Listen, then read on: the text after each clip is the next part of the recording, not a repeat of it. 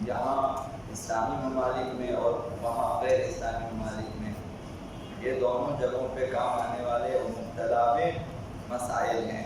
طہارت و نجاست کے حوالے سے۔ اگرچہ سوال مغربی ممالک کے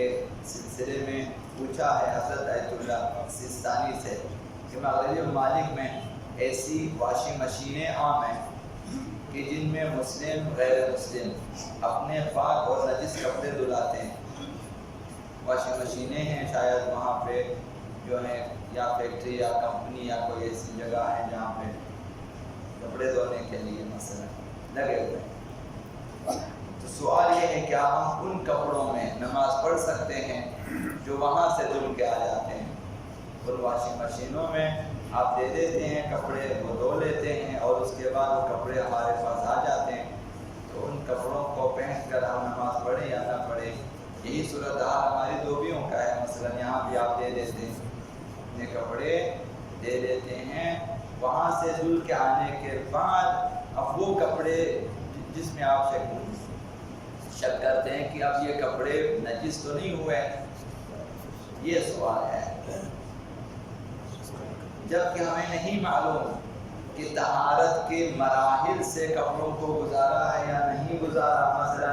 گر پانی میں دھویا ہے اور کپڑے پاک ہو چکے ہیں اور غسالہ میں ان کا جدا ہو چکا ہے، کپڑا دھونے کے بعد دوبند جو اس سے جدا ہونا چاہیے، یا جاری پانی میں دھویا ہے یا آب قلیل میں نہیں معلوم ہوتا۔ تو جواب میں فرمایا جو کپڑے اس پانی میں دھوئے جانے سے پہلے پاک تھے، جب تک ان کی نجاست کا یقین نہ ہو ان میں نماز پڑھی جا سکتی ہے۔ حکم اولی آپ کو معلوم ہے کہ میرے کپڑے پاک ہیں اور آپ دے دیتے ہیں دھوبی کو، وہاں سے دھل کے آنے کے بعد آپ شک کرتے ہیں کہ یہ کپڑے نجس ہوئے یا نہیں ہوئے، وہ کپڑے پاک ہیں۔ وہاں بھی یہی صورتحال ہے غیر اسلامی ممالک میں، آپ کپڑے دے دیتے ہیں، پاک کپڑے ہیں، مثلا میلے ہو چکے ہیں، آپ دے دیتے ہیں کہ وہ وہاں سے دھو لیں اور کپڑے دھل کے آ جاتے ہیں۔ جب تک آپ کو یقین نہ ہو کہ یہ کپڑے کسی طرح سے نجس ہو چکے ہیں، علم اور یقین، اطمینان، اگر اطمینان ہے، علم ہے، یقین ہے کہ نجس ہو چکے، وہ نجس ہے ورنہ پاک ہے، محض اس وجہ سے کہ انہوں نے واشنگ مشین میں دھویا وہ کپڑے نجس شمار نہیں ہوں گے، فتویٰ آیت اللہ سیستانی کا ہے۔ اسی طرح ان نجس کپڑوں میں بھی نماز پڑھی جا سکتی ہے۔ نجس کپڑے دے دیے ان کو دھونے کے لیے، نجس کپڑے، اور جن سے عین نجاست کے زائل ہونے کا آپ کو یقین ہے کہ ان کپڑوں میں جو اصل عین نجاست موجود تھی وہ دھل چکے ہیں اور 2 دفعہ ان کپڑوں کے تمام اجزاء تک پانی پہنچ چکے ہیں اور جدا بھی ہو چکے ہیں۔ مثلا ایسی واشنگ مشینیں ہیں، پانی ڈال دیا، کپڑے دھل چکے ہیں، پھر مثلا پانی جو غسالہ نکل گیا، دوبارہ پانی ڈالا اور پانی جو ہے وہ دوبن نکل چکا ہے، اگر یہ بھی آپ کو اطمینان یا یقین ہو جائے پھر بھی وہ نجس کپڑے بھی پاک ہو جائیں گے، ان میں بھی آپ نماز پڑھ سکتے ہیں۔ تیسرا مسئلہ ان دانتوں کے برش کے سلسلے میں ہے جو سور کے بالوں سے بنائے جاتے ہیں۔ تو غیر اسلامی ممالک میں یہی صورتحال ہے کہ سور کے بالوں سے برش بناتے ہیں، ٹوتھ برش، دانتوں کے برش، ان کی خرید و فروخت اور استعمال۔ حضرت آیت اللہ سیستانی نے فرمایا کہ ان کی خرید و فروخت بھی جائز ہے اور ان کا استعمال بھی جائز ہے، لیکن منہ نجس ہو جائے گا۔ سور کے بال لگے ہوئے ہیں برش میں، خرید بھی سکتے ہیں، جائز ہے، شرعاً گناہ نہیں ہے، استعمال بھی کر سکتے ہیں، شرعاً جائز ہے، گناہ نہیں ہے، لیکن منہ نجس ہو جائے گا۔ آپ برش کریں، اس کے بعد برش کو نکالیں اور اس کے بعد منہ کو پاک کریں۔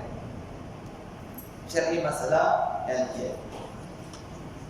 اور چوتھا سوال یہ ہے کہ یورپ میں مختلف ادیان کے پیروکار رہتے ہیں، جیسا کہ گزشتہ دنوں عرض کیا کہ وہاں یہودی بھی رہتے ہیں، ہندو بھی رہتے ہیں، مسیحی بھی رہتے ہیں اور صابئین بھی رہتے ہیں، مجوسی بھی رہتے ہیں، مختلف ادیان کے پیروکار وہاں رہتے ہیں اور ہر قسم کی اجناس بھی وہاں پائے جاتے ہیں۔ اگر ہم کسی دکاندار سے کوئی چیز خرید، ہمیں معلوم یہودی یا عیسائی یا مجوسی نہیں معلوم، اس سے خرید لیتے ہیں ایسی چیزیں جو تر ہیں، ایسی چیزیں جو تر ہیں خرید دیتے ہیں کہ یا وہ یہودی ہے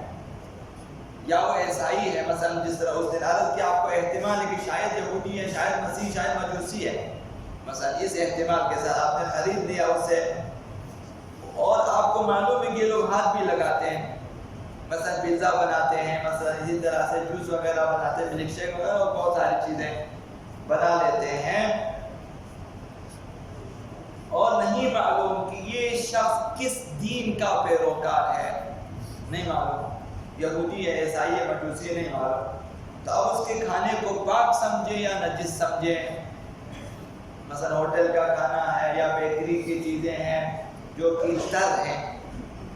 جواب میں حضرت آیت اللہ سیستانی نے فرمایا اگر اس بات کا یقین نہ ہو کہ ہاتھ لگانے والے کا ہاتھ نجس ہے، یا مثلا آپ کو معلوم ہونا چاہیے کہ کافر ہے ہاتھ نجس ہے، یا آپ کو معلوم ہونا چاہیے کہ یہ عیسائی ہے، اہل کتاب ہے، یہودی نصرانی، لیکن اس کا ہاتھ نجس نہیں ہے، نجس ہونے کا علم نہیں ہے. اگر کافر ہونے کا علم ہو تب بھی کھانا نجس ہے یا وہ چیز نجس ہے جب یقین ہے کہ ہاتھ لگایا ہے اس نے. یا اگر اہل کتاب ہے تو پھر اس کے ہاتھ کی نجس ہونے کا آپ کو علم ہو کہ اس کا ہاتھ نجس ہے، مجھے معلوم ہے، اور اس نے ہاتھ لگایا تب نجس ہے. جب آپ کو علم نہ ہو کہ اس کے ہاتھ نجس ہیں اور وہ اہل کتاب ہے تو پھر وہ کھانے اور وہ چیزیں پاک سمجھی جائے گی، آپ استعمال کر سکتے ہیں، چاہے وہ دودھ ہے، چاہے وہ پیزا ہے، چاہے وہ مختلف کھانے کی چیزیں ہیں.